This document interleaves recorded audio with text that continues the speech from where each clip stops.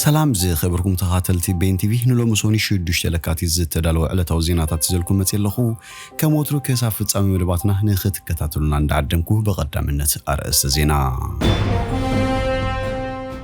بيت خريستيان أرثوذكس إثيوبيا تقاومو ختكايد جميرا መንግስቲ ኢትዮጵያ ናብ ከተማታት ትግራይ ዝካየድና የነፈርቲ በረራታት አገልግሎት ባንክን ከዛይዶ ቃላትዩ ዶብ ሱዳን አመንጎ ጋውሶት በስተካየደ ግጭት በወዱ 27 ሰባት ተቀትሎም ቢዮንስ አብ ግራሚ አዋርድ 32 ጊዜ በመዕዋት ክብረ ወሰን ጨቢጣ ቁጥሪ አብ ቱርክን ሶሪያን በዘጋጠመ መንቅጥቃጥ ምድሪ ዝሞቱ ለሊ ሸንክልተሚትን ከም ዝበጽሕን ካለን ዝደስስ መደባት ሒዘልኩም መጽየለኹ ሰናይ ናይ ምክታል ጊዜ እንዳተመንኹ ሀብዛ ቻናል ድማ ናይ ወትሩ ተኻተልቲ ንኽትኮኑ ሳብስክራይብ ብምግባር ናይ ደወል ምልክት ክትጥውቁ ብኽብሪ ይዕድመኩም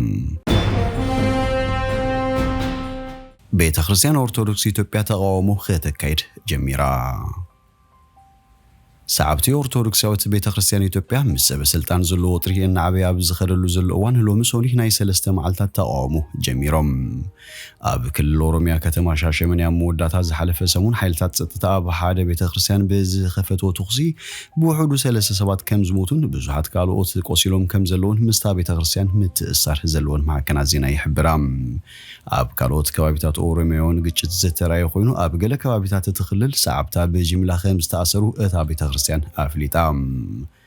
ኣብ ዝሓለፈ ሰሙን ዝለዓለ አካል ናይታ ቤተ ክርስቲያን ዝኾነ ሲዶኖስ ካብሎም ሶኒ ንዝጅምር ጾም ነው ምክንያት ብምግባር ሰዓብቲ ምልክት ተቃውሞ ዝኾነ ጸሊም ክዳን ክኽደኑ ከም ዝኣዘዘ ይዝከር መንግስት ነቶም ኣብ ትክክል በዚያ ፍሉጦ ቤተ ክርስቲያን ኦርቶዶክሳዊት ተዋህዶ ዝተሾሙ ጳጳሳት ይሕግዛሉ ዝብል ክሲ ዝቀረበት ሲዶኖስ ነዚ ተቃውሞ ከም ዝጸውዕ ይፍለጥ እቶም ተፈልዮም ዝወጹ አቦታት ሃይማኖት በወገኖም ኣብ ክልል ኦሮሚያ ኣዝዩ ሰፊሕ ደገፍ ከም ዘለዎም ገሊጾም ቤት ጽሕፈት ኮሙኒኬሽን መንግስት ፌደራል ኣብ ዝወጹ መግለጺ ብዛዕባ ክስታት እታ ቤተ ክርስቲያን ምንቅስቃሳት ተቃውሞን ዝብሎ ነገር የልቦን ስሞም ዘይተጠቐሶም ሓይልታት ገነተ ሃገር ንምፍራስ ፈቲኖም ከም ዘይተዓወቱ ሕጂ ድማ ነቲ ጸገም ንምጓሃር ይሰርሑ ከም ዘለውን ኣፍሊጦም ዛጊታ ኣብ ከተማ ደሴ ኹሙን ኣብ ዋሽንግተን ዲሲ ናይ ተቃውሞ ሰልፍታት ተኻይዶም ኣለው ብዙሓት ፍሉጣት ሰባት ነታ ቤተ ክርስቲያን ዘሎም ደገፍ ኣብ ምግላጽ ዝርከቡ ኮይኖም ካልኦት ድማ ጸሊም ክዳን ተኸዲኖም ስእልታቶም ኣብ ማሕበራዊ መራኸቢታት ኣብ ምጥቃዕ ይርከቡ ቅዱስ ሲዶኖስ ኦርቶዶክሳዊት ተዋህዶ ቤተ ክርስቲያን ኢትዮጵያ ትማለ ቀዳም ኣብ ዘካየዶ ህጹጽ ኣኼባ ዝወጹ መግለጺ ኣብ ልዕሊ ኣቦታት እምነትን ሰዓብቲ እምነትን መጥቃዕቲ ይወርድ ከም ዘሎ ኣመልኪቱም ሓይልታት ጸጥታ መንግስቲ ብዝወስዱ ስጉምታት ድማ ኣብ ልዕሊ ኣባላት ቤተ ክርስቲያን መጉዳእቲ ህይወትን ኣካላትን ከም ዝሰዓበ ተገሊጹ ቅዱስ ሲዶኖስ ኣብ መግለጺው ነቲ ኣብ ዝሓለፈ ከባቢታት እታ ሃገር ኣብ ልዕሊ ርእሰ ሊቃነ ጳጳሳት መርሓቲ እምነትን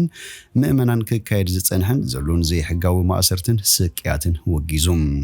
ሲዶኖስ ኣብ መግለጺው ሕቶ ቤተ ክርስቲያን መልሲ እንተዘይረኺቡ ምእመናን ዝመጽእ ዘሎ ሰንበት ኣብቲ በዓለ ጥምቀት ወይ መስቀል ዝበዓለሉ ኣደባባይ ወጽዮም ሰላማዊ ሰልፊ ከካይዱ ጸዊዖም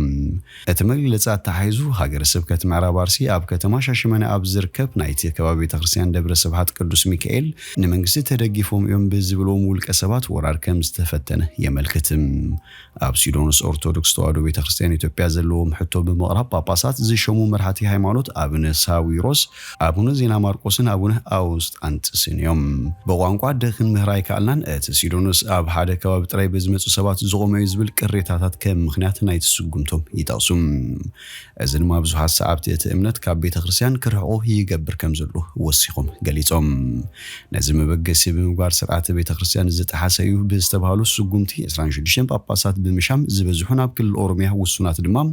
ናብ ከባቢታት ክልል ደቡብ መዲቦም ይርከብ ሓደ ካብቶም አቦታት ግን ካብዚ ውሳነ ተነጺሎም ይቅሬታ ብምሕታት ከም ዝተመለሱ ይግለጽ መንግስቲ ኢትዮጵያ ናብ ከተማታት ትግራይ ዝካየድ ናይ ነፈርቲ በረራታትን አገልግሎት ባንክን ከዛይዶ ቃላትዩ መንግስቲ ኢትዮጵያ ናብ ከተማታት ትግራይ ዝካየድ ናይ ነፈርቲ በረራታትን አገልግሎት ባንክን ከዛይዶ ምኻኑ ሰበብ ስልጣን ሃገር ገሊጾም ቀዳማይ ሚኒስተር ሃገር ነፈለማዋን ምስ ሓለፍቲ ሕወሓት ብዓርቢ 3 ለካቲት ኣብ ዘካየዶ ርክብዩ ነዚ ውሳኔ ከም ዝመሓላለፈ ዝግለጽ ዘሎም መንግስቲ ማዕከናት ዜና ኢትዮጵያ ኣብ ዝመሓላለፈ ጸብጻብ እቲ ርክብ ወገን ፌደራላዊ መንግስትን ሕወሓትን ዝተመርጹ ወከልቲ ስምዕ ሰላም ፕሪቶሪያ በጺሕዎ ዘሎ ደረጃ ምስ ቀዳማይ ሚኒስተር አብይ አሕመድ ንምምያጥ ዝዓልም እዩ ነይሩ أبز تسلام بريتوريا زتلعلو زيادة غالبو زرليون قدياتون أب تركب كم زتزتيلو يقلات أبتي عقاتامي من نوابرو حزبين محاشين أمنغو خلتيوم وقنات أمنة معبين كحجز أقلقلوتات بانكي براتاتن نايم وقعزيان فرتن زركوهم استفلالو حزبوي أقلقلوتات بزيادة كعبي كداي مينستر أبي حمد وسان حليفهم بمسارة سم بريتوريا بوغن حوحات عتيق وزتنها كبرتي أطوار كورد بوغن فيرلاوي منقص رديت بزي انكفاتنا بتقراي كاتو ناي وصاي حيلتات كوصو زبل زركوهم نطبتات مقربهم زذكر كوينو سراويت إرترا تقيلو كاب تقراي أي وصن زبل كسي بوغن حوحات بتدقاقامي كسي كغرب تصنحيو دوب سودان أمونغو غاسوت بزتخير قجت بوحدو 27 سبات تغاتيلوم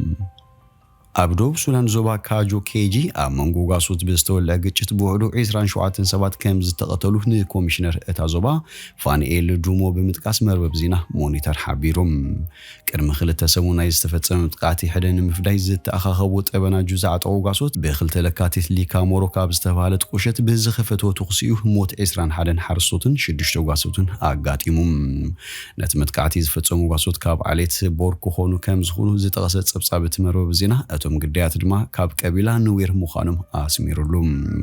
أغرديمو منتهم زيتنت سرو عطوات بعليت بور نزون نحيالو كابتن تيلا بقيان كامز قتلون عليت بور دما توديبوم حنا خمز فديو آفناوه مصنعتي منقسي ملكتم أبتكوابي خلت يوم كابيلاتات كامز نبروز فلت كونو بمقاهجان زمتا كابتن تيلا بقيان تدقاقامي وان قيتشت كامز كايدو يفلات بيونسا بجرامي أوارد 32 زي بمعوات كبر وسن جبيتا وريت دمصاويت بيونسا أب جرامي أوارد 32 زي بمعوات أب تاريخ الشلمات زبز حجزي زتعوتت بمخان كبر وسن جبيتا إذا دمصاويت أب زينايلومي عمد شلمات زبلت ساعتين زبلت ألبم زبلو 4 شلمات دحري مش اللامايا نز كبر وسن زتقونات صفت بزلومي أب عمد زرخبتو شلمات تحجز خانتي بهانغاراويان بريطاناويان أو هادي موسيقى جورج سولتين للإسراء عمد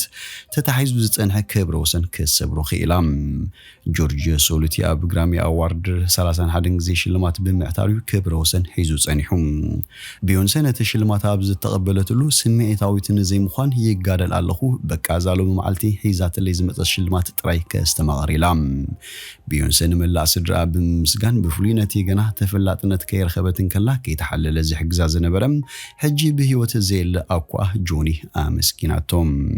بيونسا أب زينايلو معمد شلمات الزبالة ألبوم نايتي عمد كتشل من كلها بتا بريك ماي سول اتبل نتصل درفخه زبلصت درفي ناي زعمت بزبل شلمات كتحفز كيلام بيونسي بحفشا بنايلو معمد شلمات جرام اوارد 4 شلماتات كتحفز كلها نتن قدامت كل شلماتات جن نابتي ادراش اممصان كلها معكل لوس انجلوس بتعاق ترافيك منقدي سلسته عقدت نتن شلمات كتركبلن ايكالتن نت مدب زمرحو زنبرت روفر نوها بيونسي بسنكي تعاق ترافيك دونغيا دحر ممصا بوازا سنيو ترافيك نعاخون هدو زبل مخانو آزي تقريمه بهواه بريركي ختمتي تثبيت نيرنيلوم بينسو على كوا 4 شلماتات انت تعوتت ناي زعمت تباهجيت ألبوم اب تبل شلمات جن بتا ألبومه كتعوت ايكالتن نزا شلمات زيالو معمتن بالربعي غزيا اكتاتيله تعوت لازلام بيونسه فلامي شلمات جرامي اوارد اب كلتشن حدن مس ابالات دستي تشايلدز ان كلها تعويتات تانيرام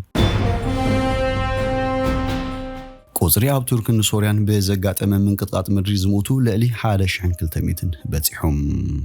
أب دوبا ومبرق تركيا بتقاه دوب سوريا بزقات مكبير من قطعات مدري بأسات زوت صور سبات كموتن كلو كالوت بزوحات دمه تدفينو معلوم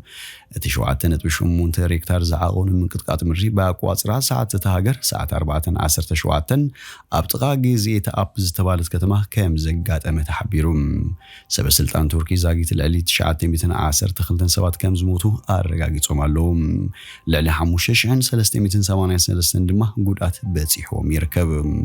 ኣብ ሶርያውን ልዕሊ 300 ሰባት ከም ዝሞቱን ብዙሓት ጉዳት ከም ዝወረዶምን ሚኒስትሪ ጥዕናት ሃገር ኣፍሊጦም እቲ ኣብ ቱርኪ ብዝያዳ ዝተኸሰተ ምንቅጥቃጥ ምድሪ ናብ ሶርያውን ዝተሰምዐ ኮይኑ ኣብ ኣሌፖ ላቲኪያን ሃማን ታርቱስትን ናይ ዝሞቱ ሰባት ቁጽሪ 320 ከም ዝበጽሕ ተገሊጹ ኣብ ዝወጽሉ ሰዓታት ቁጽሪ ሙታት ክውስኽ ከም ዝኽእሉን ስጋት ኣሎም በቲ ሓደጋ ብዙሓት ህንጻታት ክፈርሱን ከለዉ ብህይወት ዘለዎ ሰባት ንምድላይ ጉጅለታት ህይወት ኣድሕን ተዋፊሮም ይርከቡ ሚኒስተር ውሽጣዊ ጉዳያት ቱርኪ ሱሌይሙን ሶይለ 10 ከተማታት ከም ዝተሃስያ ኣፍሊጡ እቲ ምንቅጥቃጥ ኣብ ሶርያ ሊባኖስን ቆሮስን እውን ከም ዝተሰምዐ ይግለጽ